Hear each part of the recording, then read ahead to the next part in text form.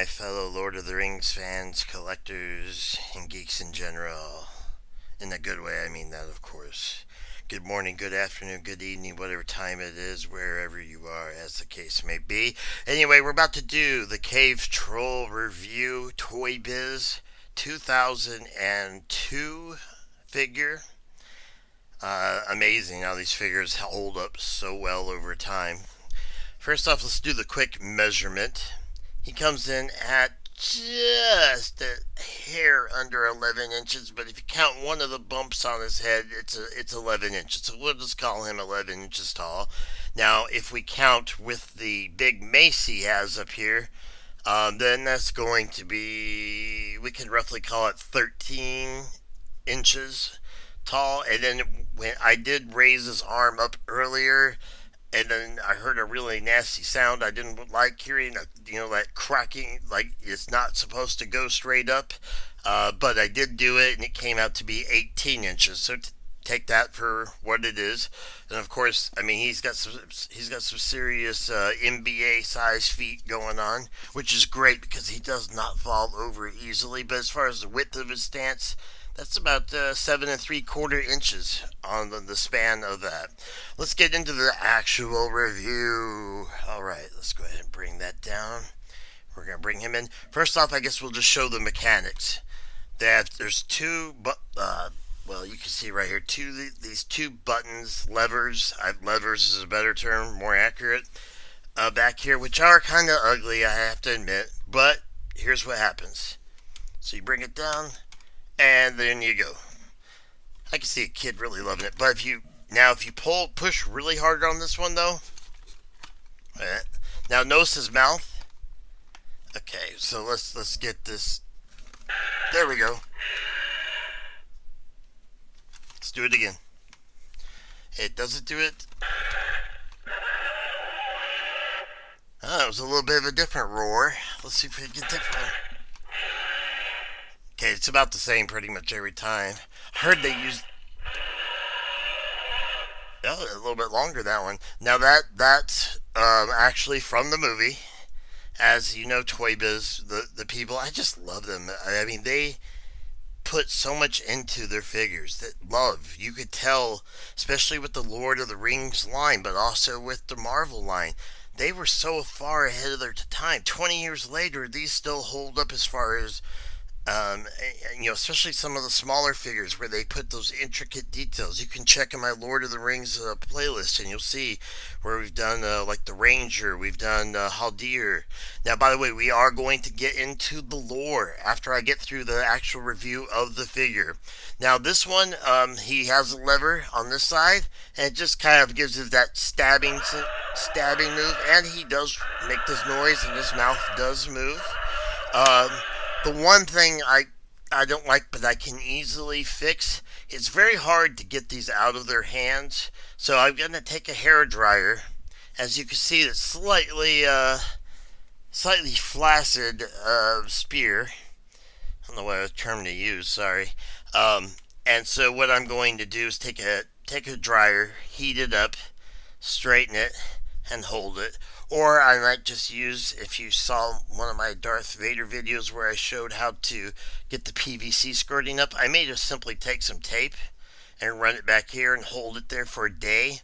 And then after a while, the plastic memory will just keep it in place. But for right now, that's good enough. And it kind of does fit with the whole idea, though, of him, being a cave troll. He's not exactly going to have the most up-to-date, perfectly clean weapons, if anybody saw the movie. Okay, so let's get into this. Is all, the whole body, everything you see here, front and back, and on the head, is latex. Let's get a close-up on his face. Hey, how you doing? See how far, there we go. And get the motion. And then, of course, if you go all the way. Okay, he attacked the camera. I apologize for that. Listen, you behave yourself over there, man. Come on, we're trying to do a full video here. All right, you can see, look at the details in the mouth. I mean, tongue, teeth, glossy, beautiful. The eye, let's get a look at his eye. He's got that dull, not completely smart, but ready to attack look. And then you've got all these little bumps. You've got even the collar that he had with the broken chain. Um, this would be a great time for the. They have a cave troll. They have a cave troll. What was it? He said kind of. Sean Bean knows how to act about. I'm about to die. I do it in every movie I'm in. Um, he also has articulation on both legs. You can get them up, but to be honest with you, there really are very few positions you can get. Take a look at that. I mean, if you wanted to, it's very unbalancing, and when you have two nice flat feet like this, I've found it kind of goes out too. It's more of a squat out, and it's nice that they added that because they are ToyBiz, and that's the kind of product you get. You get quality. The nails look so realistic. Even I'll bring those up to show you. Take a look. Look at how. I mean, that's. He needs to see a podiatrist or get a pedicure urgently. Look at even the different kinds of wash of the paint mixed with the mold to give him that dusty, dirty. He's been in there for a long time. He's been in Moria. He's just a nasty old troll, and he has.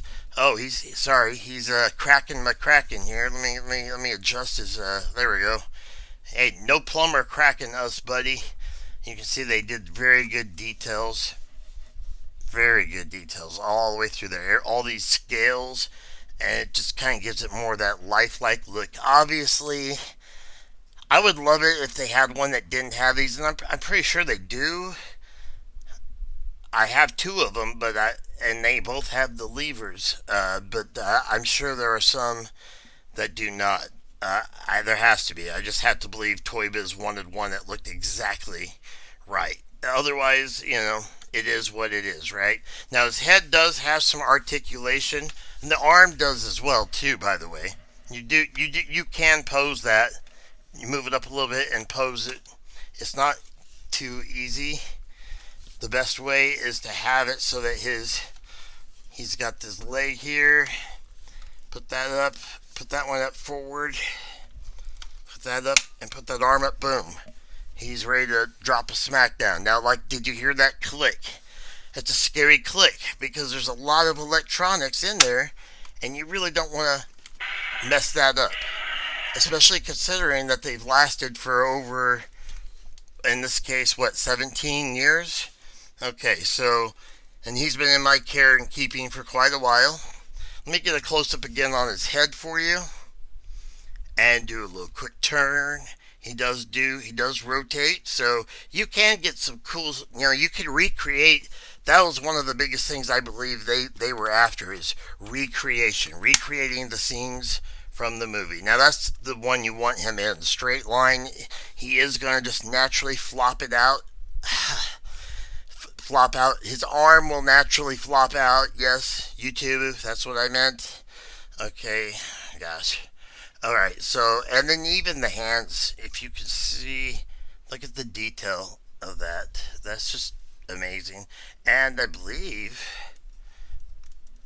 the wrist, is there wrist rotation? Yes, there is wrist rotation even. They try, I mean, you gotta admit, for something where normally having a lever system limits a figure, they made them as posable as possible. Great figure. Let me just do a quick spin. Do your thing, man. Show them off. Show it off. Show it off. Hey, I told you about that McCracken. I'm gonna have to I'm gonna have to stitch this tighter. I guess over the years it's just become loose. Come on, buddy. Nobody wants to see that. Okay. It's like the baby from Nirvana, that Nirvana album cover. Alright, and then of course you do have a real metal chain. I could see, maybe putting an orc on it, but the cave trolls were a different breed. Here we go. Let's get into the fun part, the lore. And hopefully I'll be able to do some magic and get some images flashing in as we speak. Let me get into first what I've read. I'm a Silmarillion person. I've watched the movies a million times, the extended editions, everything. I kind of am familiar with the differences, so I wrote out a little something, and I hope you enjoy it. This is the lore of the cave trolls. Cave trolls are a race of trolls found within the caves of Misty Mountains. And remember, there's lots of different kinds of trolls in Middle Earth. One of them appears in the Fellowship of the Ring, as you know, in Moria at the Battle of the Chamber of Marzabul. History: only the shoulder, arm, and foot of the cave troll are described in the actual book. We're going into the book first. As the troll forces the door of the chamber of Marzabul open before being stabbed in the foot and driven off. That's all it took in the book.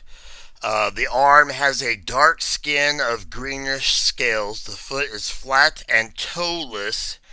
The creature's blood is black, which toeless, I guess you could, I mean, he has giant toenails, but really, if you think about it, he just has two hooves.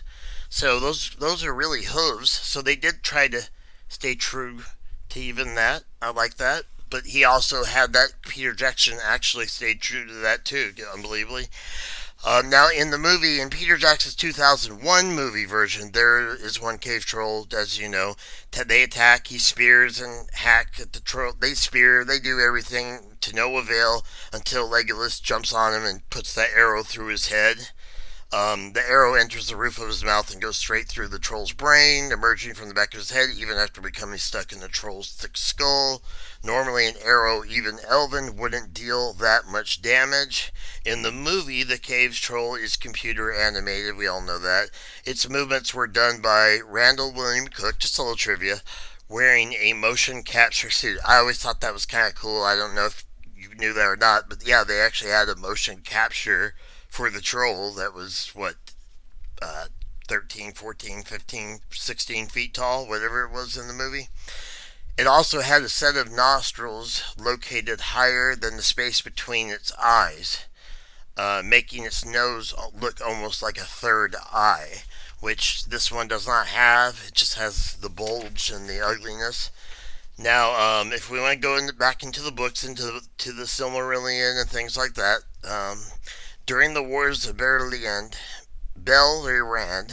Gothmog, the Lord of Balrogs, he was bad. They had entire armies of Balrogs in the original age, okay? That's just some big time stuff. Tolkien was heavily influenced by the Bible and other older books referring to spirituality and origins of man, and that he created his own. And it's amazing. He, as far as I know, maybe Lovecraft, someone like, they were the first real world builders. I mean, he created his own true history, or his own history going all the way back. Okay, so as far as this goes, Gothmog, the Lord of Balrogs.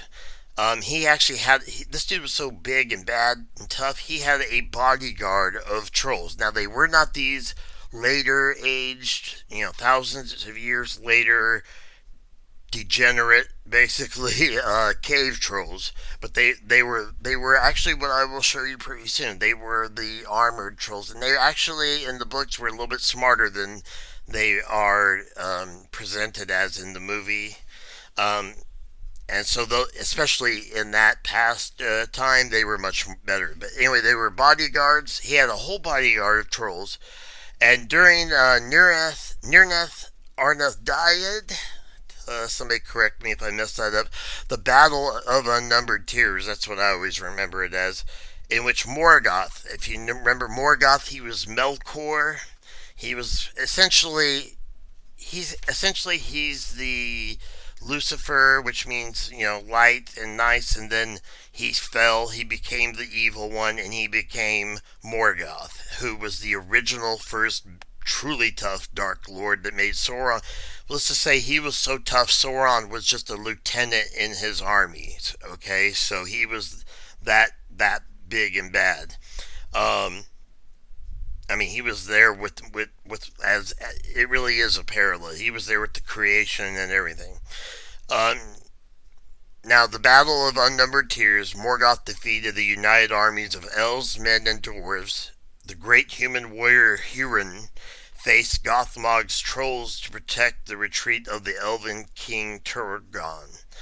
As Morgoth had ordered to capture Hurin alive, the warrior managed to wipe out the trolls before being captured by orcs. Man, men in those days, the Numenorians, they did not mess around. Many trolls died in the War of Wrath, which is the one we're talking about, but some survived and joined Sauron, the greatest surviving servant of Morgoth. In the Second Age and the Third Age, trolls were among Sauron's most dangerous warriors. Now, to explain quickly, because I don't want this video to go too long, but basically Sauron, once Morgoth was captured and taken away and all that, he took over, but he did so. He was a shapeshifter. He used, he looked nice. He kind of copied his master in many ways. That's how he tricked the elves by having a fair appearance, as it's described, and that's how he got the rings and all that stuff. But he also was using his powers to bring all of the dark powers, including the Nazgul. When he filled Dol Guldur, he started taking over little bit by little bit, as we saw in The Hobbit. I'm not going to talk about the movies, but in the book, at least, we talk about it's actually, it's him. He is the necromancer, but he's slowly bringing back and using his power all the forces of evil, where they were scattered and almost mindless without him, without a dark lord to serve. They started becoming active. About that time is when they wiped out all the dwarves in Moria, and trolls were part of that. And now, in the case of the cave troll, they were much more wild. They were not necessarily directly under his control, just more awakened, more aggressive. Now, the armored trolls, the other ones, if you think of them as like pets, and I have one, by the way, and we're doing that review tomorrow, yeah. Anyway, and you'll see that. Now, those ones, as you saw in the movies and in the books, they were workers. They pushed the doors open to Mordor. The gates, if you will, the Black Gate. They were whipped by orcs and stuff. So in other words, they were kind of like beasts. They still were they weren't high on the IQ scale, and they basically were beast of burden. But they also, of course, as we saw when they got it to Minas Tirith, they were knocking people everywhere. I mean, 30 men in the first swing with one of them right there at the beginning.